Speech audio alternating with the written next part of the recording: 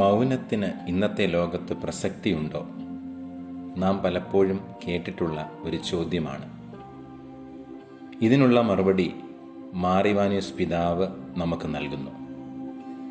സന്യാസ ആശ്രമങ്ങളിൽ സന്യാസികൾ ആഴത്തിലുള്ള മൗനം പാലിക്കുന്നവരാണ്.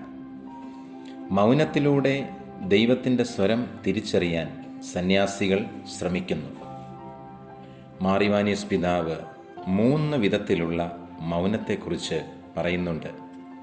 ഒന്നാമതായി, ശരീരത്തിൻ്റെ മൗനം. ശരീരത്തെ മുഴുവൻ നിയന്ത്രിക്കാനുള്ള പ്രാപ്തി നേടുവാൻ ശരീരത്തിൻ്റെ മൗനം നമ്മെ സഹായിക്കുന്നു. രണ്ടാമതായി, മനസ്സിൻ്റെ മൗനം.